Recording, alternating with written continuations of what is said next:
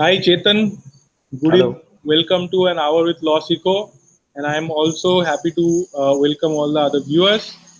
And we hopefully will have a really interesting conversation today because we are going to talk about the experience of going independent as a lawyer, which is the dream of every litigator and every lawyer. In a way, they want to one day start their practice on their own and make it on their own and be known for the work they do. This is really like the holy grail for every lawyer out there, and law students, of course, want to know more about it. So we have with us Chetan, who has done exactly that. So Chetan, why don't you tell us about your journey so far as a lawyer? Hi Ramanuj, thank you for having me here. Well, this is my sixth year practicing. I did my law in 2000, completed my law in 2013. After that, I was with a few offices till 2016, and 2016 till the beginning of 2016, and from 2016, 17, and 18, I've been independent, and so far it's been a hell of a drive, you may say. It's always see, the thing is, when you go independent, you never know where the next matter might come, when the next check might come, when will people actually recognize you as a lawyer, and there are various facets to it. It's always adventurous. It's always exciting. At the same time, it's very highly stressful. I won't really like to paint a very positive picture. It already has a negative side to it, which I'm pretty sure many people know about it before entering this field. And other than that, yes, the journey was fun from the beginning, but obviously a lot of ups and downs. But you get there if you have the patience. You get there. Right. So if you can tell us a little about how you like why litigation at all in the first place. We all know that it's a very difficult profession, and it's kind of hard to crack in. Like it takes years and years to make a name for yourself and to have your own clients, have any recognition in the court. It's a long term game. So why did you choose litigation to start with?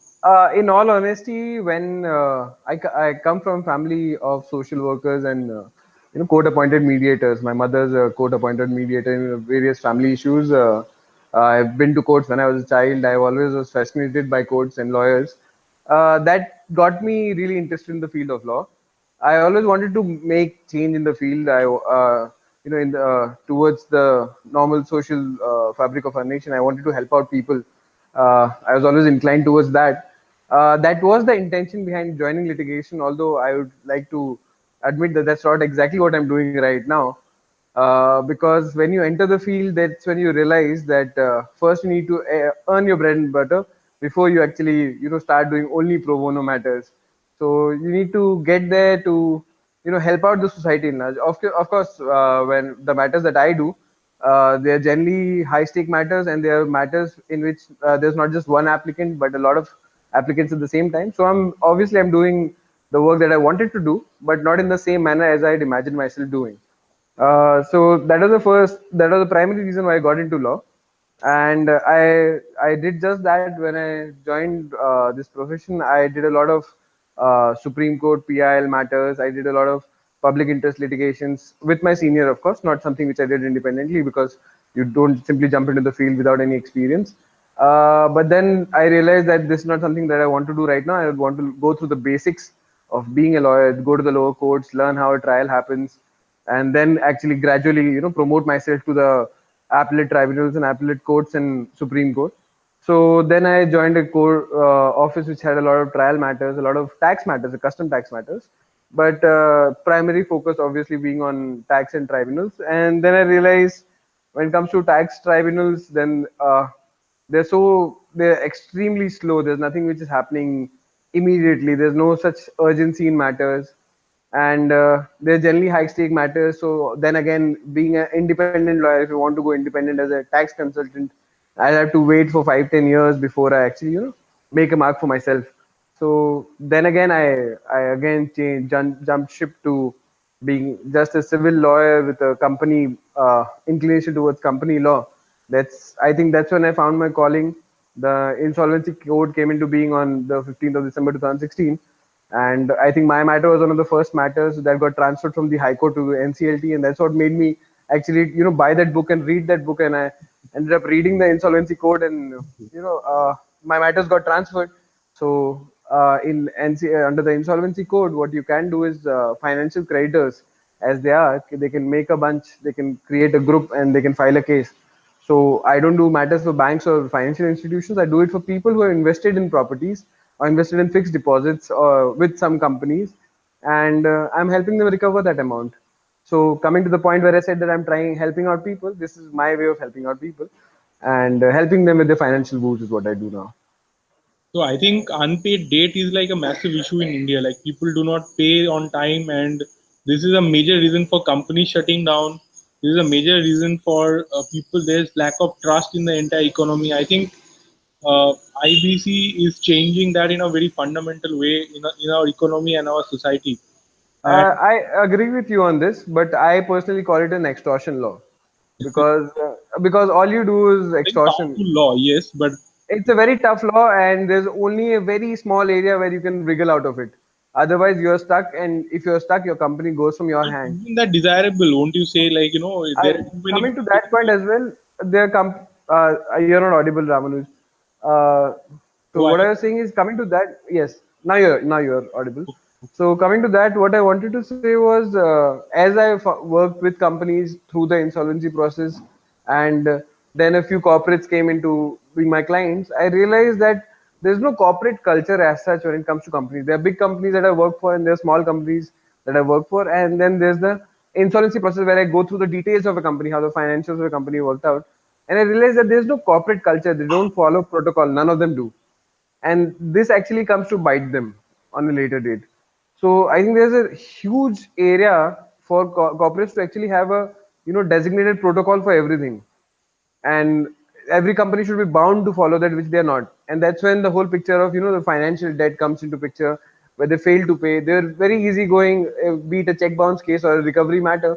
It was an easy day for everyone. They'll be like, okay, we'll stretch it for 2 years and then we'll pay him the principal. The interest is our profit. That's how it works. So the litigant gets tired as well. Yeah, yeah, Now, now you actually have them by their neck, and you want your money with the principal and the interest. So it's always better to see people coughing up the amount which they ought to pay, which they fail to pay.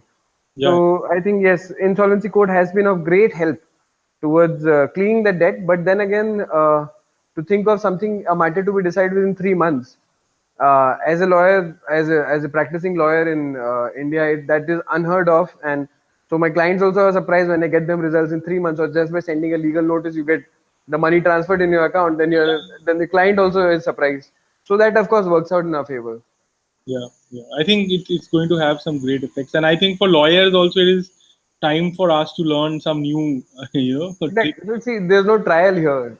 You simply, it's a 3-4 day court hearing day when the matter gets decided. So there's no trial per se. So there's something that's new which people should learn. Yeah, agreed. So I have a question, like, if you can take a step back and go back to like your college time, right? So when you were graduating from your college, what were you thinking about your career? Like, what did you want to do? Why you're thinking about doing litigation, and what did you do? Like, how did you get started? See, Ramanuj, I'll be extremely honest today. I was not one of those. I've seen the people who come to your webinar, and I have seen the people who are in litigation now. So these guys were the Soli Sorabjis of the college itself. I was not one of them. I was one of the easygoing lads who knew that I need to work after college, not during college, if I'm interested in litigation. I was not ever inclined towards corporate. I think I have one corporate internship which bored the hell out of me. So I was always inclined, and I knew that at the time to, when I need to be honest with my work is right after college. Learn the basics in college with your internships. That's all they're gonna teach you, anyways, when it comes to internships as a litigating lawyer. I And completely agree with you. Like, I don't think it's not necessary. Like, there are opportunities. I think 5 years in college is a long time. You might it's as a well long time, of course. could use, Huh.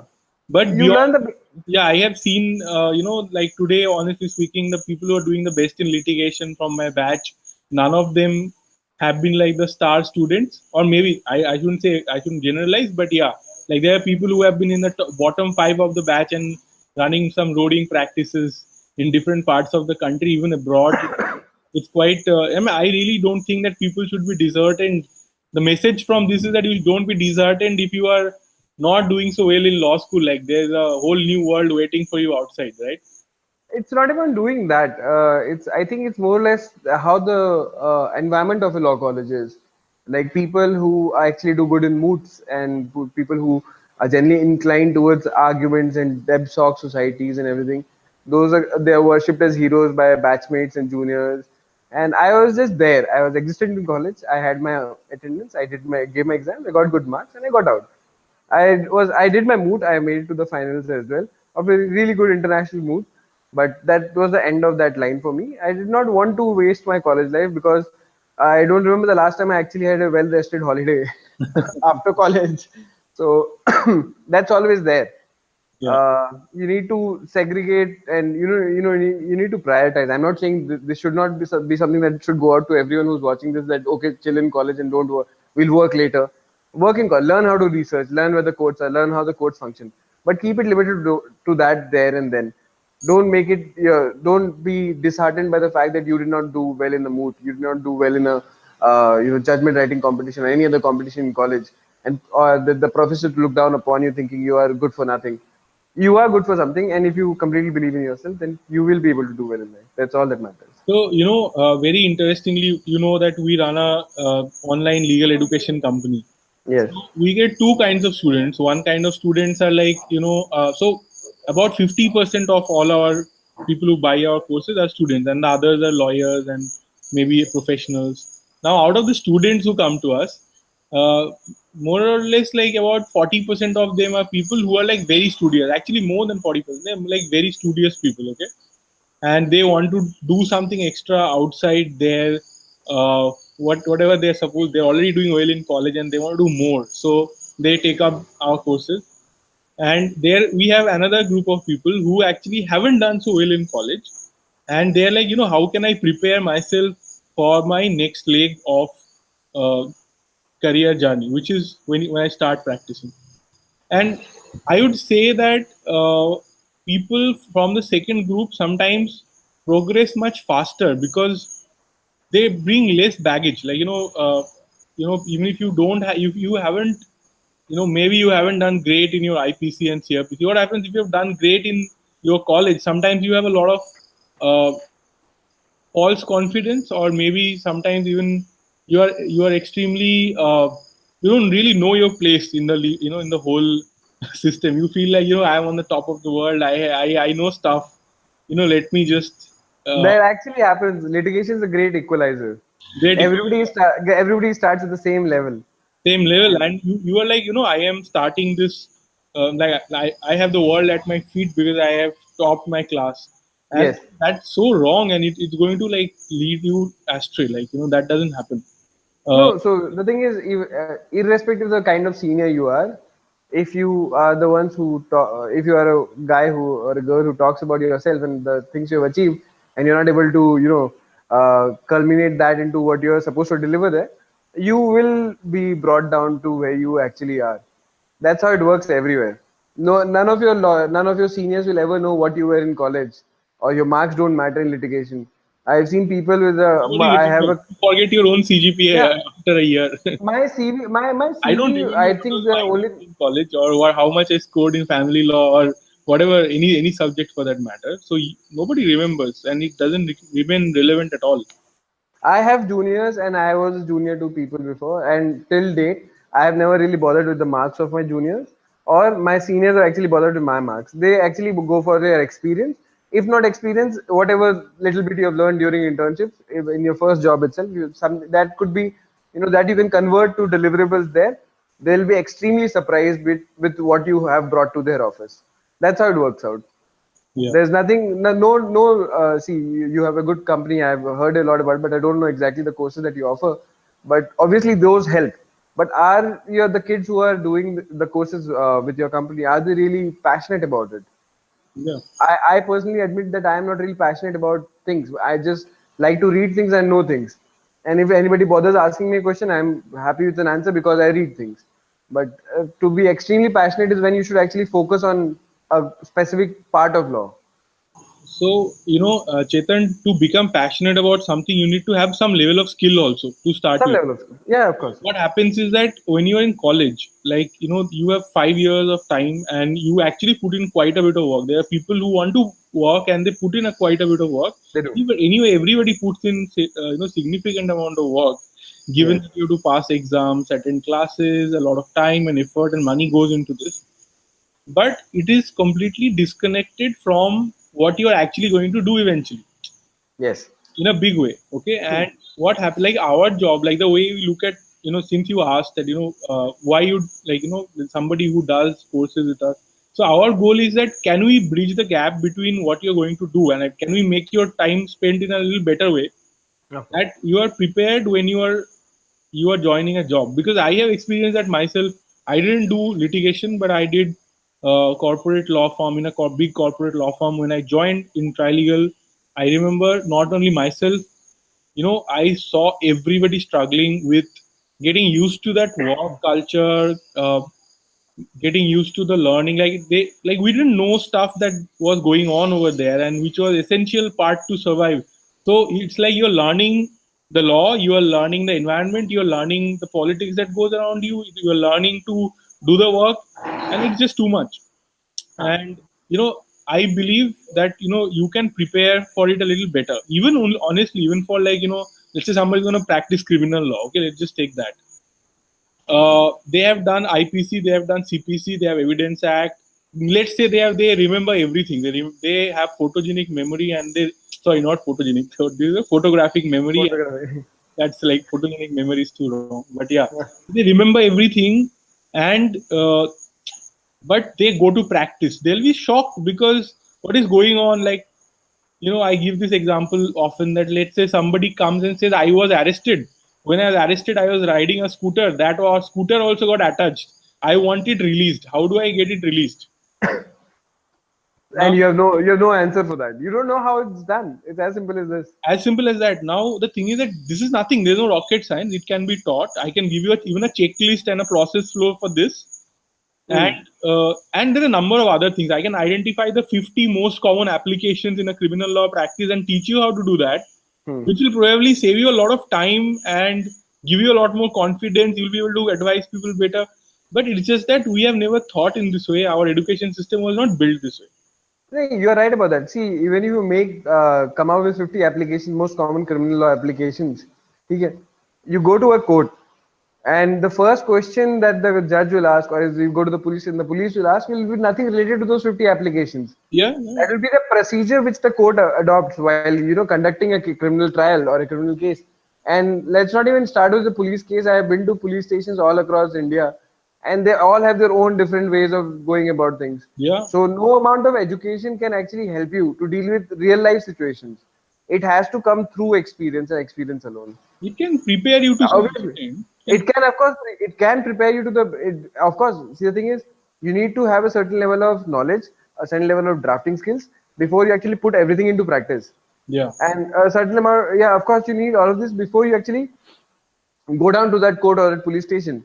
yeah, But the way the courts and the police stations function, if you are a well-learned lawyer, they actually respect it. Even if you go to yeah, the even if you go to a police station in Gurgaon, which where the police stations are the kind you see in movies, yeah. where there's just a bed, not even a proper table, Uh, and even they will respect the fact that you know your law and you're standing there with some authority, yeah, and that helps. That definitely helps. And of course, that mixed with the real life experience is the best combination when it comes to criminal law specifically, because criminal law is all about procedures as you learn during court. Okay? Of course, you need to learn your law and you need to learn your drafting, but you have to add your experience to it. right. So have you faced this a lot when you started practicing that, you like, this is why what we hear from other lawyers and we want to know your experience, that, you spend a lot of time, like things come onto your plate and you're just looking for guidance from somebody to tell you what to do. But actually nobody's there to teach you because everybody is to do their work. Nobody is out there to just teach you, and they can guide you a little, but it is your job in the end of the day to figure out what to do, how to do, when to do, where to do. And how was your experience? Can you share some See, experience? the discussion that we're having right now, that you need certain amount of skills and real life experiences to actually understand and practice law. Something as simple as process fee or getting a certified copy. Something as basic as that is something that is never taught to you, and your office expects you to know it and say, you go ahead and file it, and then we'll see it. Yeah, And yes, then you are completely blank from right there and then. What do I say? How do I go about it? yeah, And you don't know that when a bail application comes up, or when a when there's a warrant which has been issued by the court, then you have to file a PF for that warrant to actually go to that person. yep, And you are happy with the bail application, with the warrant which has been issued, but you don't know what to do next. So that is something that your office obviously expects, your client obviously expects, but that's something that you don't know personally when you start off. yeah, absolutely. When I think the first 6 months itself, I used to go for trial court matters, and in those matters itself, there will be issue notice PFRC, and then I had no idea what a PF and RC mean. And if the clerk is on holiday, then everything is upon you to do everything that there is. And even if you go to a lawyer right next to you, let's face it, we are in Delhi. Nobody's friendly here.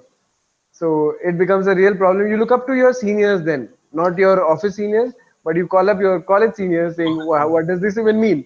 And they'll help you. They generally that helps in law colleges, of course. They generally help you out with things like this. So yeah, of course, I relied a lot on my seniors, and till date, of course, if it's an extremely technical matter, I do take advice from my seniors. I should never have that within me that I know everything about this law.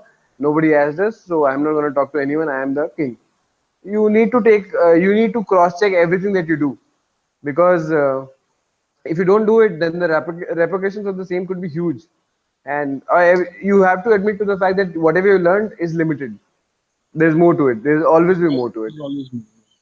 So, how did you deal with this challenge of, like, you shared that you asked your college seniors and all of that, but how long is this phase? Like, when do you like finally find your feet kind of in the court and say that yes, now I can more or less handle stuff? Like, how Uh, long see, when? see, these problems, these basic problems, are things you face in the first or 2 years, first or year or two, where you're learning everything about code procedures, not just about how codes function, but even the basics of how the registry of the code functions. So this is always there that you learn, but every time you go to a new court, let's say today a new tribunal set up for a separate law which has just come up, then that law tribunal will have its own ways of functioning, and even if you go to the old ones, there will be some change in law. So this is a ever learning process. This never stops. Every day you're learning something new. To be honest, today we filed a appeal in NCLT. We didn't know that this is the vacations going on, so the registry closes at 1 o'clock. We went at 3 o'clock, so we learned something new today. It's Right. as simple as so. Everything is learning and everything is new. Let's just take it this way, that this never stops. This will never stop. I think till you become a senior counsel, that's when you stop learning and you focus only on law. But Yeah, but your when you know enough to say that no, look, I am now confident to go independent because that's our theme today. See, I think it's more about necessity. I do not have that bragging right of saying that I come from really good chambers. I come from decent chambers, which taught me what I needed to learn. And then you take that leap of faith where you believe in yourself and you say, "नहीं, अब लगता है चल जाएगा." So I'm gonna jump towards independent practice, and then you simply go independent. And before you actually leave a chamber, before your last and final chamber which you have worked with, I think you realize in between that last final 5 6 months of being a junior to someone, that I think it's time to be independent, because you have your own work which is taking more time than the work which is, you're not doing justice to your seniors work. And that's when you say, okay, let me take this risk and try to be independent. At the same time, in all honesty, the leap of faith has to be with financial backing. You need to save up some money before you actually do this, because today you have two files, tomorrow you might not have both of them. So you need to have that amount of money with you that you can office, or your own existence can run for the next 6 months without being a hassle to you or your parents for that matter. So that you need to consider before you're actually jumping into independent practice. So few things that I understood about which is critical for going independent. Number one, you said is that you are practicing and you know that there is from inside you know that yeah, I think it's time kind of time to I think point one is when you are failing to do justice to your seniors' work, work because you have enough work of your you own. have enough work. Yes. So one critical thing is that you should start taking work of your own as soon as you start getting them. Is that true? I think this I can say it blankly without thinking about any repercussions. Do not join a law office if that person does not allow you to do your own work. It's as simple as this. That you are not someone's servant or someone's employee. If you are in litigation, you have every right to do your own work. So go ahead, take as many matters as you want, and if problem be, ask your senior to adjust, or everybody maintains a diary. Ensure that your days are listed, not hampering the matters of your senior. It's as simple as that. Okay. So point number one is covered. Sorry. So that's Point number the one. first Yes. important point. The second point you're saying is that obviously there has to be enough monetary savings or kind of monetary. You need to be smart with your savings, especially when you're thinking of jumping to being a full-time independent lawyer, because it's not a thing that you decide on day one itself. It takes a lot of time. It takes, at least for me, it took me around 5 months to realize that okay, I think I'm good to go independent right now. And you do your calculation that I need this much money. Like people have salaries and then they decide their expenses. I decide my income as per my expenses. I have a negative list. I have an expense of X, so I need to earn Y. So it's always every month it's the same thing that I need this much money, so I'll ensure that this much new work comes in. Okay. So that's always the financials will have to be there. And coming to the point of savings, yes. So you do that a calculation of expenses, try to cut out on chilling with your friends, and then you multiply that by 6 months and ensure that for the next 6 months you have enough money to be independent, even if there is no work. Right. So I will come to this part of the discussion again, but I wanted to take a step back and cover something very important. So we were talking about how to select a senior. Can you tell us a little more about it? You said that you should always work in a chamber where they allow you to do your own work. But apart from that, what are the other important factors? Other see, there are two ways of looking into it. The people who join a chamber because that person has a lot of standing in the court, and you as a junior can obviously cash in on that, saying that I'm coming from his chamber. Secondly, what people do is you see at chambers where you get a lot of time to do your own independent work. These are two different facets of you what you need to consider before joining a chamber. Either someone who has a lot of good name and has a huge practice in court, or someone who gives you time to do your own work. Now, So how somebody does who it work? Somebody who has a huge practice, how does it help you? it helps because at times you have bragging rights to it, saying that I am from this chamber and I've learned from the master of this craft. So you just as well give me this word. Secondly, how it works is that at times there are matters which comes through to you through that senior, because they're generally very benevolent that ways. So these are two ways how it works out when it comes to a chamber with a huge, like a senior counsel or something. Senior counsel is someone who has a humongous practice and is more than happy to actually give you work when you go independent. So when it comes to a chamber with a good name, these are two facets how it works. One, they give you work, and the second is that You don't the mind name that doing your own. yes, and no, they don't mind. That's not the thing. That's a separate And also, thing there's altogether. enough time. Like they leave you with enough time to do your own matters. No, if you are working in a chamber which has excellent practice, then you won't have a breathing space for yourself. I've during my internship phase, I worked with a few good senior counsels. I was lucky to do that, and they did not have the time to do their own work. That was never possible. They always had a friend who was helping them with their own matters while they were working for him. Obviously, the chamber name did help them, and when they went independent, they did really good. They are doing really well as independent lawyers. But at that point of time, they hardly used to go home to sleep. So to actually assume that you'll have good amount of time to yourself as well as at the same time have get to use the name of the chamber, I would not be suggesting that. You either work with someone who has a huge practice and you don't have any time for yourself, or Hmm. you work with someone who has enough work that you learn from him at the same time do your own work. Okay. So financially as well, I think if you're working with a person who has a huge name, generally the paycheck which comes at the end of the month is generally good. And somebody, if you're working with somebody who gives you enough time to do your own work, your paycheck will be something less, not Okay. much less, but lesser. Can you give us some numbers? Like, what would be something like, because for a lot of people, they are really scared of going into litigation because they're afraid that they're not going to make ends meet. And a lot of people obviously have educational loans, and these days Uh, legal education is very expensive. People are of course. paying a lot of See, in all honesty, I would not suggest. people who have education loans on them to actually go for litigation. If your family is more than willing to pay for it, then that's a different story altogether. My first salary was 9,000 rupees when I was doing that PIL work. So you can imagine. So it was 9,000 rupees is what I started off with. Obviously, I had my family support for the first 6 months. Still, I was there because you can't survive in Delhi in 9,000. It's almost close to impossible. Mm, mm, And as we, proceeded, as I went ahead with my life, it increased to a max of 25,000 is what we're talking about. But then that person was giving me clients as well, so that actually worked out in my favor. After the first 6 months, I did not have to rely on my family for any financial assistance, because I think my mother correctly said one day when I went back home for leave for vacations, she told me, are we going to pay for other people's litigation? So I said, no, I think it's time to move on to a job which pays. So I directly jumped to a job which paid enough to meet my needs, but not litigation is never enough. You will never have that six pay salary where you are living a good life, or you'll never have the time to spend that money, but you'll never have that life till you join. I think there are only two, three people who pay salaries that goes into a few lakhs. Otherwise, it's always 25, 30, 35. That's the highest I've seen. Obviously, if your senior is good, he'll give you some matter, or he'll charge the client separately for you, so that helps out. But there's no guarantee of that as mm, well. So if you have a student loan, do not come into litigation if your family is not ready to support it. mm. And secondly, do not expect a salary as good as a law firm.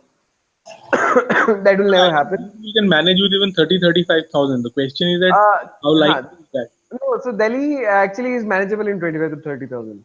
Yeah. So if you are getting an offer of 20 or 30,000, then I think you should go to that offer, take that offer and learn something from that. At the same time, I actually there's a part of me which actually thinks about it. And if I had to redo my past 6 years, I'd have joined a law firm from day one, continued for 3 years, and saved enough money to uh, uh, be independent for 2 years without any work. The I grass is always greener on the other side. I have so many friends who have worked in a law firm for a year, 2 year, 3 year, 4 year, 5 year, and they have been really trying to get into litigation, and it is extremely hard So and difficult. exactly that is why I said it's a part of me, because I've seen all my friends in law firms, and some have made partners recently, and either they do not have the time to spend that money, or they spend it way too much. So there's never enough savings to actually go independent, and then there's this fear of not having that paycheck by the end of the month, which bothers everyone. I've seen senior associates having that same problem, where the fear of not me, end up enjoying a certain lifestyle, and to completely give up on all of that to be independent is something not many people do.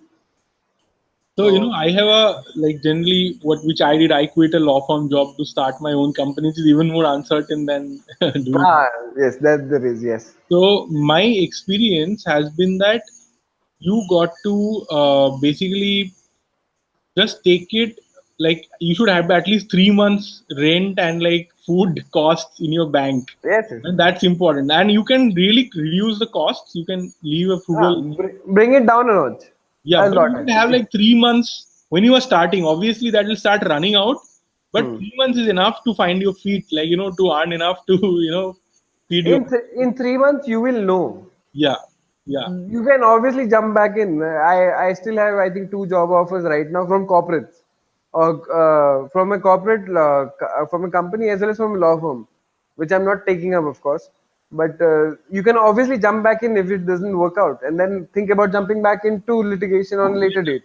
Yeah, there's flexibility in litigation like that, and Do not be let down by a month, because let's say, face it, we are in June, we are on a vacation month in Delhi. So litigation is separate, it's different from corporate, because by the end of June, I'll have no clients to brag about, or no billables. So June is actually, and July you start afresh again, yeah. and most of your clients also forget about you, because for 1 month you've been invisible. Yeah. So obviously, first off, the July is basically going back to the month when I went independent, where there's an uncertainty. So that will always be there, and I'm not even sure when this uncertainty will end. That okay, I'm not sure when the next paycheck will come. That will always be there. At least for the next 5, 10 years, I'm assuming this headache will always be there. So we need to be. You need to consider all of these points. Absolutely. So, what's your thought process on, there's like, say somebody who's working in the courts for a couple of years, 3 years, 4 years under a senior.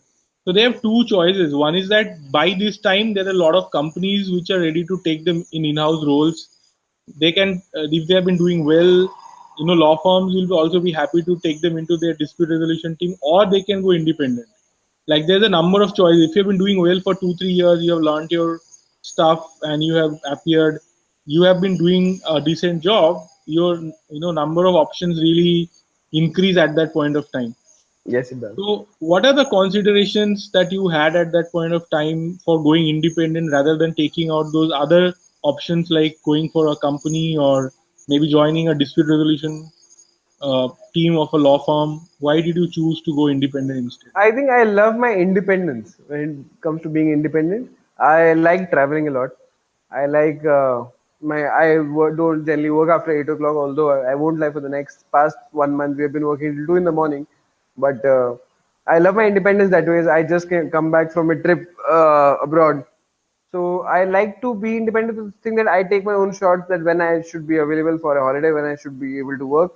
So all this will not be possible either being an in-house counsel or in a law firm.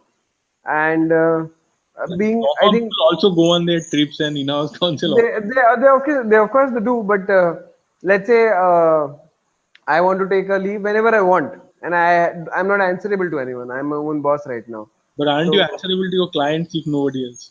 So I ensure that I generally ensure that if I'm going on a tour or I'm going on a trip, then it's not during court hours or not during when I have matters here. That's always there. I always ensure that my clients are happy. That's, I think, the first priority of going independent.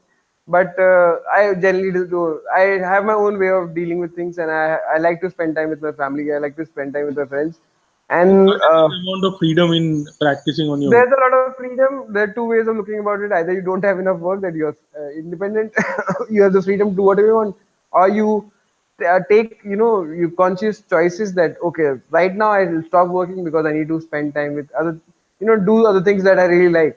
Because let's face it, litigation gets really monotonous. You need to be active, proactive in this. You need some time off. If you like reading, you read. If you like traveling, you travel.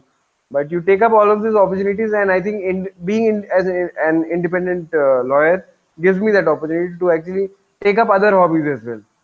I was working with an NGO, which I was able to do. I like planting trees, which I was able to do. Yeah. I generally get off from work at 8 o'clock, so that is only guaranteed when I am in litigation. Of course, I So if I'm in there's a lot of autonomy in being an independent there is a litigator. lot of autonomy, of course, but you have to obviously, like I said, the past 1 month we've been working till 2 in the morning. So Yeah. if there's an urgency, there's an urgency. You cannot change that. That will always be there. But you set your own deadlines as well. If there's no urgency, you set your deadlines. You talk to your clients, because for your client, there will always be an urgency. Yeah. But for yourself, you need to be realistic with things and tell them, "Nahi, I have other work as well, or I need to go out, or I have some other work. So So apart I'll from do it autonomy, on my what own." were the other considerations? Like, for you when you were thinking of going independent, like was this the only thing? Didn't you worry about lost opportunities, lost money?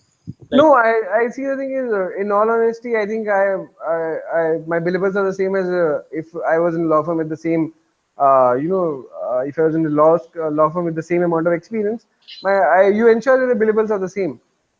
You take out time, of course. It's not. I'm not saying that this is what's happening with everybody, but you have to put in that much effort to actually ensure that you live a good life as well, not just be a struggling lawyer.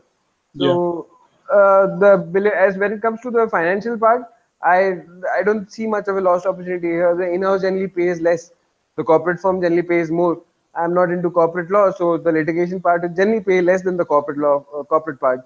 And I ensure that my billables are the same or almost there, except for the month of June. So yeah, I am not worried about the financial part here, because lost opportunity when it comes to in-house, I think in-house is way more easygoing. uh, it'll be like a 9 to 5 job.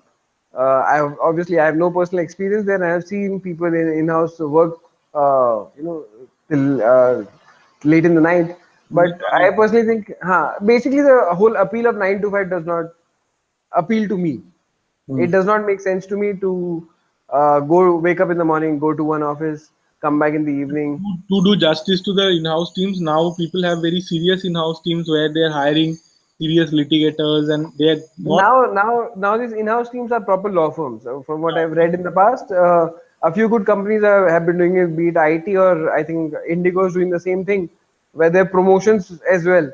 So obviously, in-house is also developing as we go ahead, and like Cognizant has a proper law firm like structure. Many of them have, like some of Many them of them. used to already have, like ICICI Bank used to have Yes, like a very large. ICICI is the dream mecca of in-house counsel. Everybody wants to work with Yeah, ICICI. but there are now many others. Now, say for Yes, yes. example, Tata's have like they're hiring, the top lawyers. Tata, let's not even begin with Tata right now because I think Tata has more lawyers than some of the top tier law firms right now. Exactly. So, There are many of them now who are huh, actually kind of, in some way that, corporate houses have woken up to the fact that if they are giving this much money to the law firms, they there can are just as well a lot have of a proper law team and they'll be paying less. They're actually making, they're saving up money in doing that. money. I need. Uh, so in-house, of course, has a different appeal and corporate has its own appeal. But at the same time, being my own boss helps. Obviously, ensuring that I have the same billables as my friends who are in corporate law is hard work. I won't say it's easy, but you need to put in effort. If you are going independent, you can't simply sit behind a desk and assume that work's going to come to you. You need to be out there. You need to approach people not as a marketing gimmick because you can't do that, Yeah. but you need to ensure that you as a lawyer is what they need.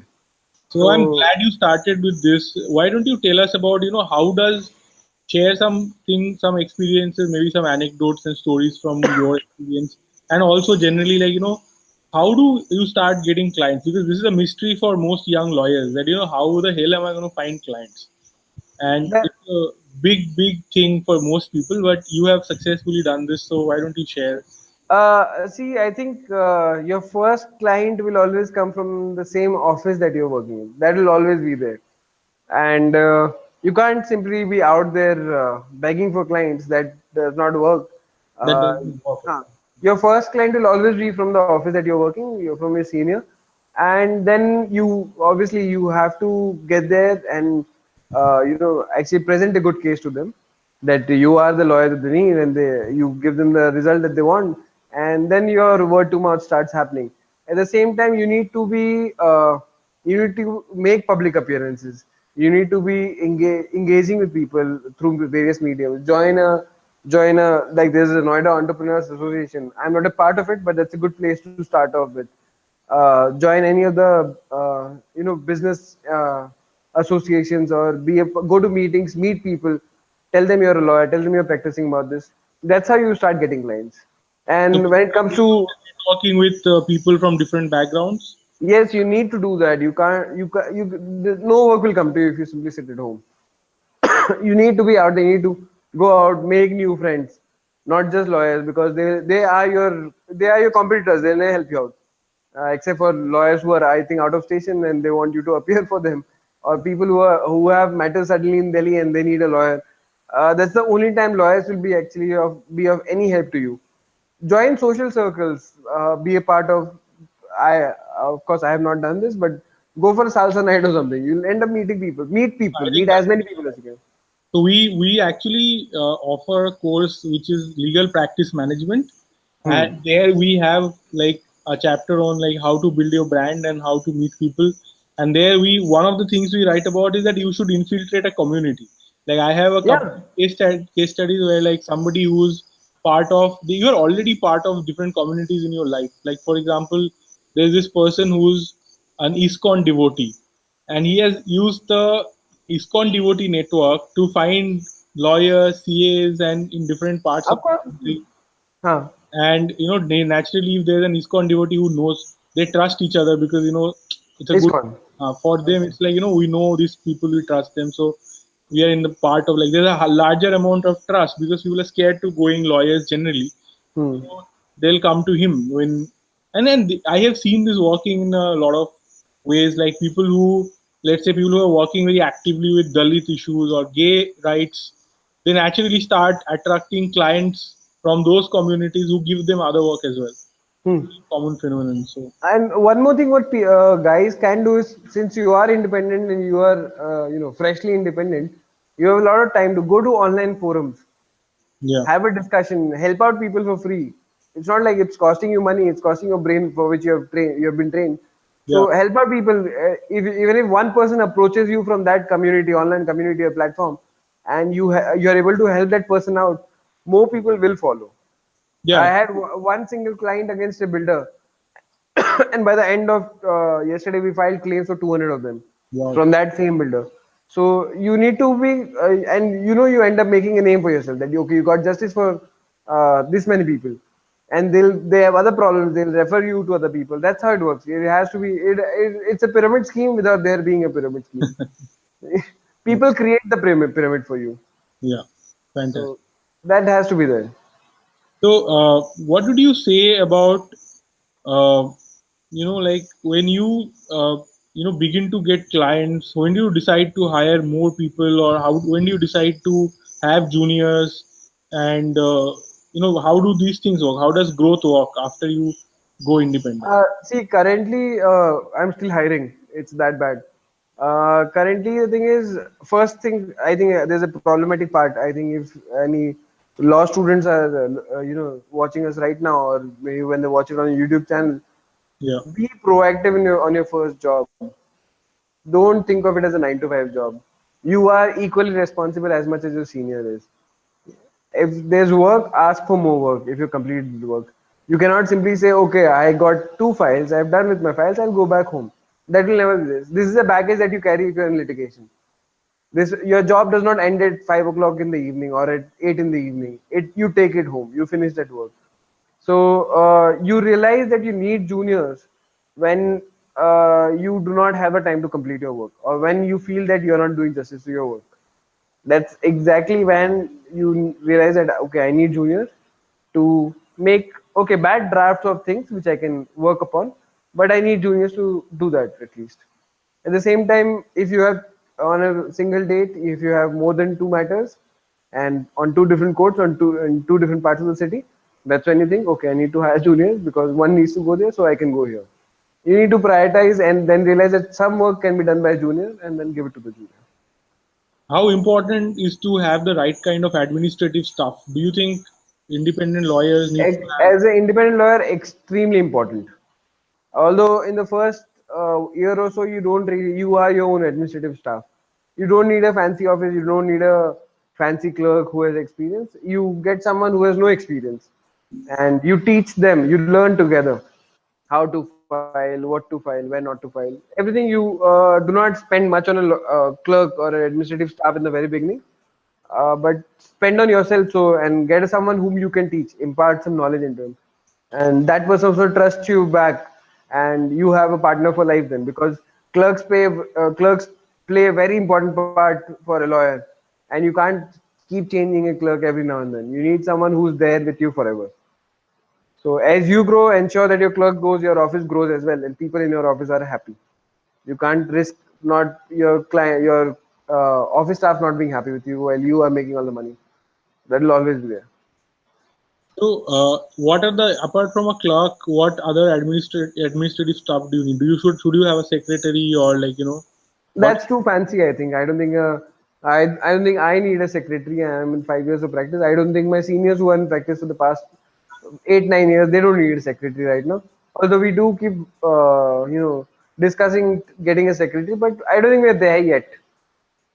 What I about think paralegals? Do paralegals help in lot of? I actually have a paralegal. He has been with me for the past 2 years, and I rely on him more than my juniors because he knows how the office functions way better than anybody in the that I've had till now. How do you And find paralegals in India? Yeah. well, my paralegal is my cousin, so Sorry. my paralegal is my cousin, so first cousin. So I did not really have to find someone, but. What's the training or what's the qualification that you do? See, the qualification is it's the same as an intern, but in this case, the paralegal is with you throughout the year. It's not just for a month or so. He's with you right after college every day. After lunch, he's here. By 2 o'clock, he's here, and he stays with you till late. And then he handles the office pretty perfectly. So you need someone A paralegal that way is the same as junior. You're not really the only reason, the difference is that he does not have a coat and a gown. Or degree yet. Yeah, or a degree, yes, for that matter. There's a But lot. I'm pretty sure that if he goes to court minus the degree, he'll do better than most of my juniors. Yeah, I think that's So also a great opportunity for young law students to train themselves. yes, yes. When we are talking about what can you do in college, this is probably one of the things you can do. See, if you're coming, in all honesty, if you're coming from a national college or a college like ILS or a SIMI, where you have things to do during the day, after college as well, where you are taking part in something, but not everybody does it. But if you have the time, then don't waste it. Don't just waste it with friends or chilling with, or because in 5 years of college life, this is something which Yes, I but did not do. what you have been doing in your college.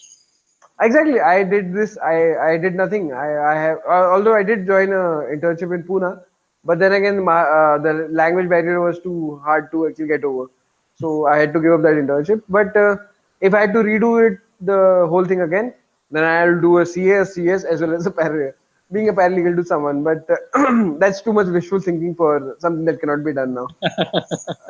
But yes, I think if you are in if you want to be a good lawyer from day one, then be a paralegal.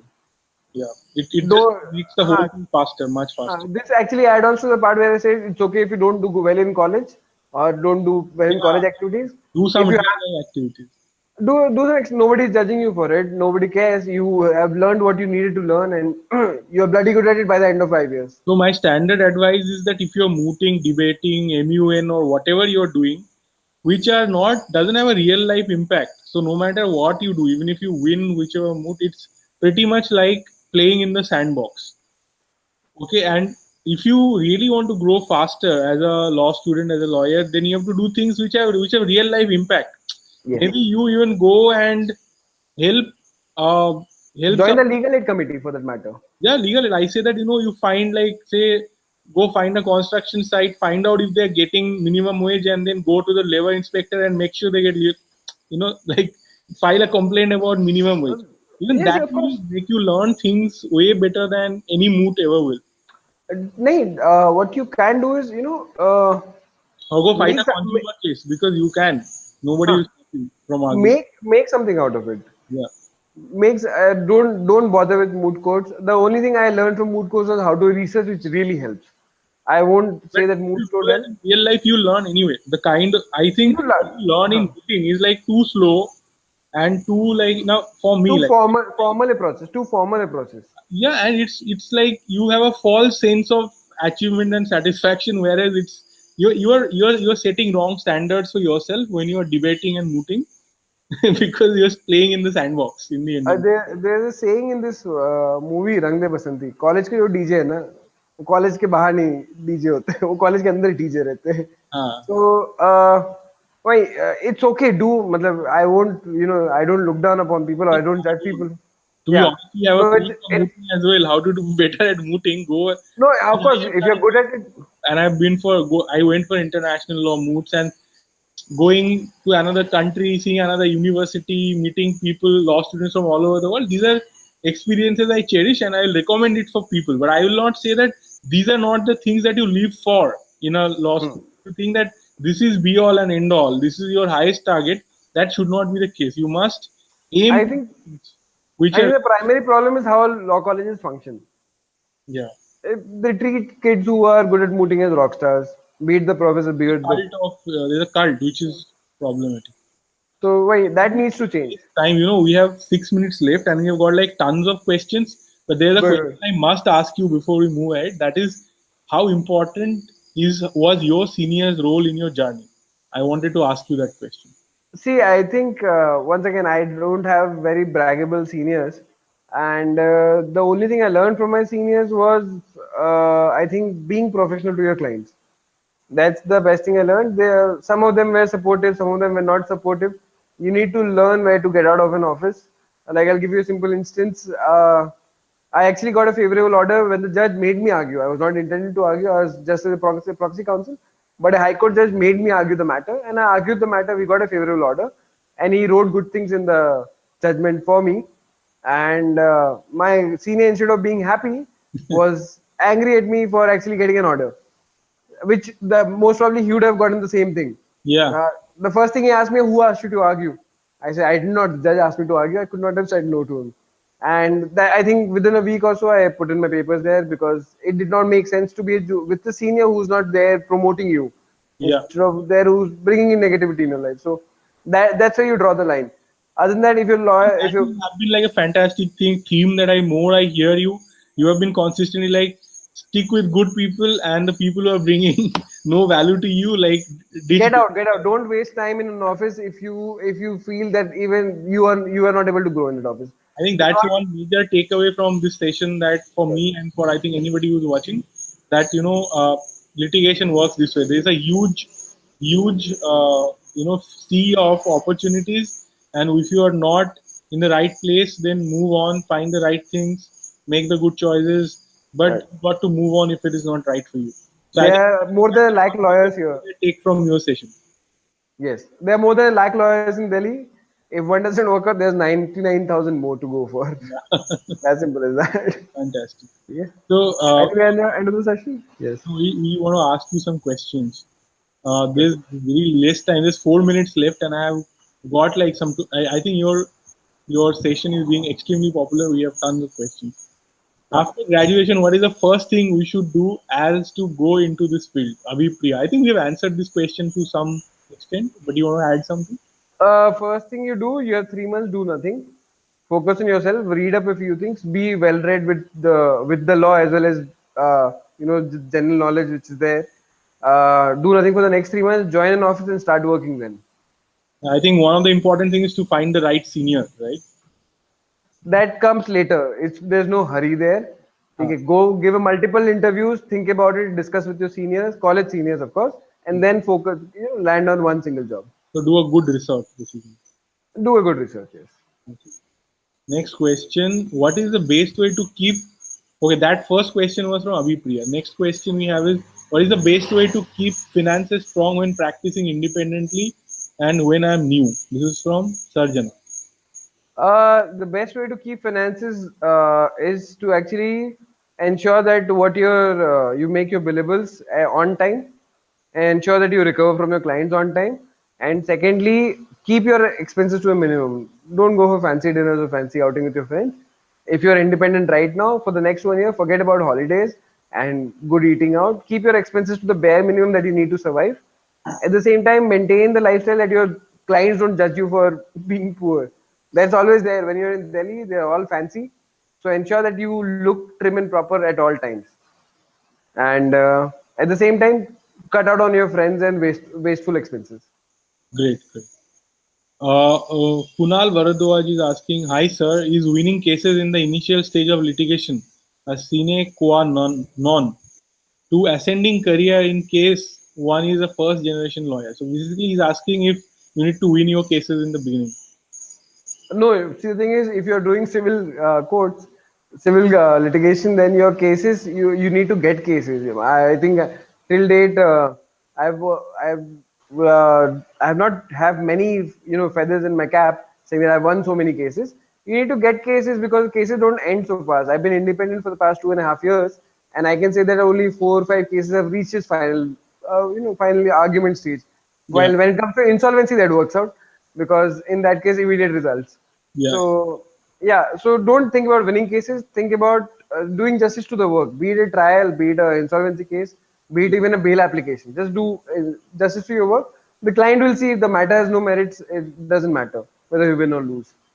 Just give it your best.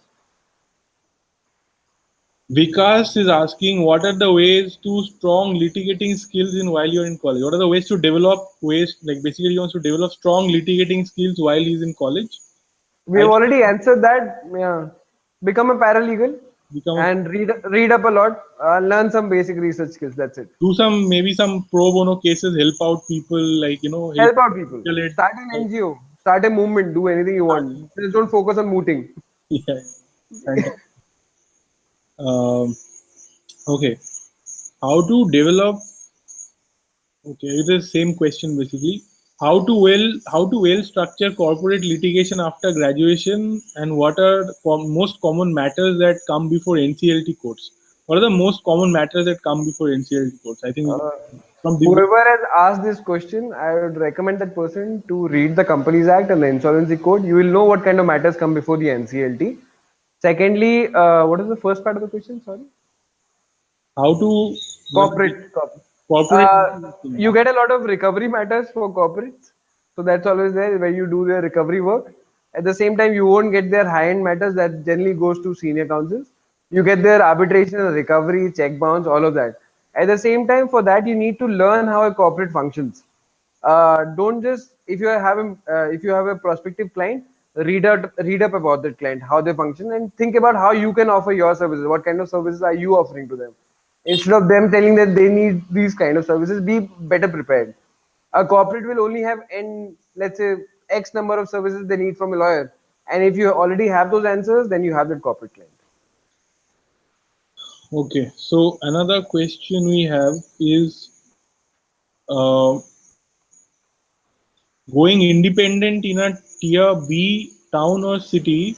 What are the possible challenges and how to overcome these challenges? From Anubhav Pandey. See, the possible challenges is, of course, you won't get that level of litigation that you have in Delhi or the class of litigation. But if you have worked well during college life and you have some experience before going to the tier two city, uh, your class shows. My brother is a practicing advocate in Tinsukia, Assam, which is a very small town there. But he's doing equally well as I do here in Delhi because he has practiced with some of the best lawyers in Delhi and Pune. He brings that to the table as compared to the lawyers there. So you need to be outstanding, and wherever you are, you can't be among the crowd. You can't be a part of the crowd. But to be honest, I think in a lot of tier two cities and it's actually great to practice there because there are so few good lawyers in different areas. Exactly. The scope is much better when it comes to tier two cities. Growth possibilities are much higher, and it's not really that the maybe the billables are a little cheaper. Maybe you charge a But little you have to realize that if you are in a tier two city, I'm assuming that you are staying with your cost. family, so your expenses are also bare minimal. So Yeah, that also works out in your favor. yeah. I think it's a great time in India to build practices in you know Tier cities two cities. having. There's extreme lack of good lawyers everywhere across India. Yeah. So you need to be good with what you do and ensure that you bring a certain class to And your then there are practice. places like Delhi which has a lot of lawyers, so you don't know who is good, who is not. No, even here you have a certain. You see, you have I think the topic for today's discussion was nepotism in law. Yeah. So you have those lawyers who have been there, whose family has been there, and they've been getting matters, and you come out of nowhere and you do the same work at half the fees, and you get better results. People will come to you. Mm. So that's there. Even tier Delhi has a severe lack of good lawyers as well, I would say. Another question, a common question from Sarjana: do you suggest to directly go for being an independent lawyer or first assist with a senior?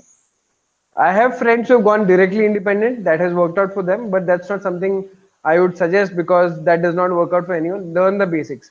Go to a trial court first, then think about going to a high court. Then at last think about a Supreme Court senior.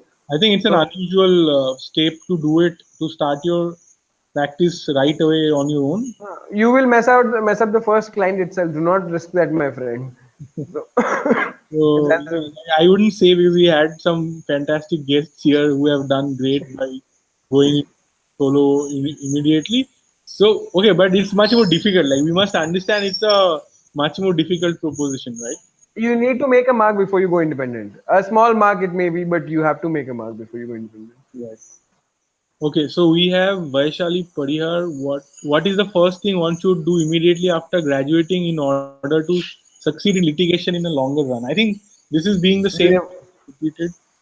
We have already hmm. had this kind of. But do you want me to answer that? Yeah, you want to add something? There's nothing to add. You're graduating, you have 3 months to yourself, relax, rejuvenate, and learn something about yourself as well as focus on general knowledge. I've realized general knowledge or common sense are not very common. So you need to be well read about everything in life, not just about your law. If you have read your CPC and your IPC well, that does not mean you are a very well learned person. Huh. Know what's going on in this world. That really hampers as a lawyer what's happening with you and your litigation as well. Like demonetization brought a lot of work to us. Getting the insolvency code brought a lot of work to us. But you need to be updated about things which are happening, so you can cash in on that small void where nobody knows about what's happening and you're the only one who knows. So Fantastic. be well learned. Always read up a newspaper. Read 3 newspapers, but you do that every day. I think that's great advice. So Navjot Kaur is asking, can you throw some light on how to present an argument in court and what actually judge wants to hear? Talk to a judge. Think of the judge as a human being you are having a conversation with. Obviously, someone who's senior to you, you talk to them with respect, but keep it normal. Make a story of what your arguments are so that it all comes out in one flow. It should not be that you are struggling with your arguments or the judge is not able to get what you understand. And do not do it as you do in moot courts. Keep it very simple. You respect them, they'll respect you back, and keep it simple. Be confident enough to think that okay, this is another human being I'm talking to, and he'll answer to my questions as he asked me questions and I'm answering it. Great. P. Mohan Chandran is asking, do you suggest working under a senior advocate or working in a law firm after graduation? Work with a trial court lawyer.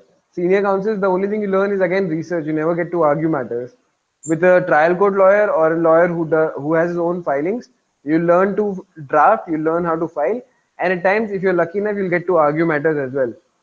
Although joining a senior counsel right before you're going independent is a good deal because you learn how to argue, and I personally think where we stop thinking is where good senior counsels start thinking from. So to have that level of thought, you need to work with senior counsels. Okay, that's great. Mohit Garg is asking, I want to intern under you. How can I reach you? I think you are the And first person who have been asked this question live on a in I'll person. share my email ID with you, Ramanuj. You can share it with him. I don't see how you can I'm contact already him. flooded by emails tomorrow. So we, Not a problem. Well, and I need interns right now, so I'm glad somebody's coming. okay, so why don't you would you like to? So we have about 19 people watching this right now. Why don't you? Should I can type it out there in the chat if you can tell me what it. Okay. Yeah, It's Chetan, Chetan Chetan dot dot Priyadarshi, pri Priyadarshi at the at rate the rate Gmail. Sorry? gmail.com, right? Yeah, of course. Okay, so I have shared it over here. So, Okay. okay, great. So you can apply here through by email, and And join from tomorrow. you okay. So you Yeah, I don't judge people on the basis of the CV. So that's completely fine with me. where are you located? As I missed the intro part. Now a lot of people have been interested. So no, it is in Delhi. Okay, Delhi. yeah. So he has a practice in NCLT and Supreme. Great. So also there's a question: how to find a paralegal job? Do you want to take this last question and we'll wrap this up? Okay, so basically, my paralegal is my cousin, so nepotism there. But he is, I tested through time and he has performed way better than my juniors. Anywhere you go, any lawyer you approach, if you have the time to be there in his office every day, he'll be more than happy to take you in as a paralegal. There's no such set process. We are independent lawyers. We are not corporate law firms. But how should you Nobody, select a lawyer? sorry. How should we select a lawyer? See, go to your local. If you are in a tier one city, then you go to the high court. Think about, or if you have some contact, through a contact, join a lawyer. Or if you don't have any contact, just go to the court in your area, find who is one of the best lawyers, directly approach him. Like I directly went to the office of the best lawyer in Pune and asked him if I can intern. He said yes. He had never faced this situation before. He said yes. So it's as simple as be confident. If you want to go into litigation, you need to be confident, so be confident enough to actually go to a office directly and ask if they want an intern. Yeah, I think that'll work much better with litigators than just emailing them. Yeah, that's the best case scenario. What can happen? What can at best he can reject you. You Yeah, go to another office. There's another office right next to his same office. building, right? Yeah, exactly. There are 2,000 lawyers in the same building. Just keep hopping. So that will never stop. Don't worry about it. Great, fantastic. Okay, and Thank you. paralegal is the same as internship. Yeah, yeah. Thank you so much. This was a great talk, and we have already exceeded by 10 minutes because the Yes, interesting we have. person Yes. discussion was so interesting that I didn't feel like stopping it. But It yeah, was, it was. I had good fun today. yeah, it was great, and we would hope to have you back again soon. I love to be part again. Yeah, yeah, and there's I know there's so many other things I wanted to ask you today, but time is up, We can have and a part two of this session soon. yes, yes, absolutely. And thank you so much for candidly sharing your experience with all the people out there. I know that this interview will probably go viral, and a lot of people will watch it because it was so fantastic. The quality of insights you have shared is like really very very helpful. Like Thank you so much. Yeah, you need to be honest. You can't make up. This is not a very good world out there for litigators. You need to be harsh about things. Because be realistic with people who are actually planning to join in, so they don't come join with high hopes. That's about it. thank you so much, Chetan, and Thank you, it was Ramanand. wonderful having you. And thank you everybody for watching. And join us back tomorrow again, 8 to 9 every day. Every weekday we have 8 to 9 this session, and tomorrow we have some interesting session lined up. And we hope to see you again tomorrow. And also on Saturday we are having it from 4 to 5 p.m. Thank you so much. I'm signing off from an hour with Losico Ramanuj, and with me was Chetan. Bye. Bye.